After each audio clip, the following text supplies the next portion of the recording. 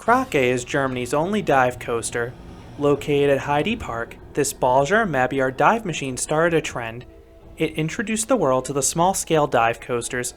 But does Krake ride as well as its larger brethren? Find out in this review. B&M introduced the dive coaster with Oblivion back at Alton Towers in 1998. The main selling point for this coaster was the very steep plunge. It was super theatric with the pause before dropping. And the drop itself was massive.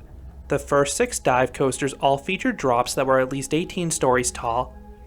About 10 years ago, B&M introduced a smaller dive coaster. This ride would have both smaller trains and track. This would presumably make the ride cheaper, while also allowing the coaster to be more nimble. And the first of its kind was Krake at Heide Park. Krake opened in 2011 as the smallest dive coaster at just 135 feet, or 41 meters tall. And Baron 1898 Efteling is the only one shorter that has ever been built. But despite its smaller stature, Krake still has a commanding presence. The drop is placed at the edge of the lagoon for max visibility, and this drop pierces through a ship being eaten by a Kraken. It's one of the coolest looking tunnels out there, both on and off ride. Although this tunnel was missing during the ride's opening year. Like many European rides, Krake opened with incomplete theming. The mouth was just placed off to the side, but the tunnel was built in full the following year, and it really improved the experience. Then you also have a water splash immediately after the drop that creates a massive wave almost as tall as the Immelmann, and you have to be darn careful crossing the midway. If you walk past this element while a train is coming by, you will get soaked head to toe. Many guests do not see it coming. Then the ride itself is part of a small pirate-themed area. This station is housed in a stone castle of sorts. Krake is one of the most popular rides at Heide Park. It routinely has a 30 to 45 minute wait most days. But there are 2 ways to skip this line. First, you can use the paid skip the line system. You'll be merged in with a regular queue line and have to wait another 10 or so minutes. Alternatively, you can use the single rider line. This was actually faster and typically got me on the next train. If you use either of these 2 methods, it can be a bit annoying how you store your loose articles. Towards the end of the standby queue line, there's a manned baggage hold where you can give any loose articles while you ride. It's a nice and free system to ensure your stuff is secure while you ride, and it also speeds up operations. Krake has run 2 trains in both my visits with minimal stacking. If you use the Express Butler or the single rider line, you need to go through the gift shop and up the exit to put your belongings in the baggage hold. Then you go back to the main entrance to actually ride the coaster. Then you go back to the main entrance to ride. Single riders need to do the same thing. Each train is comprised of 3 rows of 6, for a total of 18 riders per train. At the end of the queue line, you can choose to wait 5 to 10 minutes extra for the front, or you can take the back 2 rows.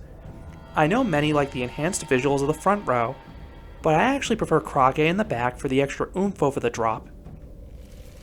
Being one of the older dive coasters, Krake still has hard over-the-shoulder restraints, as opposed to the newer ones with the soft vests. I actually prefer these restraints because they make it easier to experience the airtime in the main drop. While they could cause head banging if the ride was rough, this coaster is still immaculately smooth, like many dive coasters, even after a decade of operation. Once dispatched, you ascend the steep lift hill. At the top, you navigate a slow turn granting a spectacular view of the park. You then hit the holding brake and come face to face with the fanged Kraken. It really is an amazing visual. After a few seconds, you're released down the near vertical plunge. It's taken at an 87-degree angle, but for all intents and purposes, it feels vertical. Up front, you'll get sustained floater airtime the whole way down. In the back, the airtime is just as sustained, but it's more like flagector. While the drop definitely feels shorter than the other dive coasters, it still packs a punch. The pullout has some solid Gs, and then you skim across the water. You don't really see the splash on ride, but that's more of the benefit of the onlookers. Next is an Immelmann. The ascent isn't too special, but the flip out of it weakly lifts you out of your seat. That's immediately followed by a bunny hill. There isn't too much airtime here, but you will get some weak floater. You then twist right and hit the brakes. Yes, that's all there is to Krake. This ride is just 1,562 feet, or 476 meters of track. The only dive coasters shorter are those using the prototype layout. So what would I rate Krake? I would give this dive coaster a 6 out of 10. A lot of dive machines are criticized as being one-trick ponies, but this one is more so than the others. The only standout element is the drop, but that drop is admittedly fantastic. Between the airtime and visuals, it really shines. This is probably my least favorite dive coaster, not only because of the size, but because of the layout. I just wish it had more to it after the drop. Some of the other small dives like Baron 1898 have extra elements that make them compare more favorably. Still, Krake is an enjoyable coaster that offers a different experience than anything else you can find in Germany. So those are my thoughts on Krake at Heide Park. What are your thoughts on this dive coaster? Is it your least favorite of the model too? Let me know down below.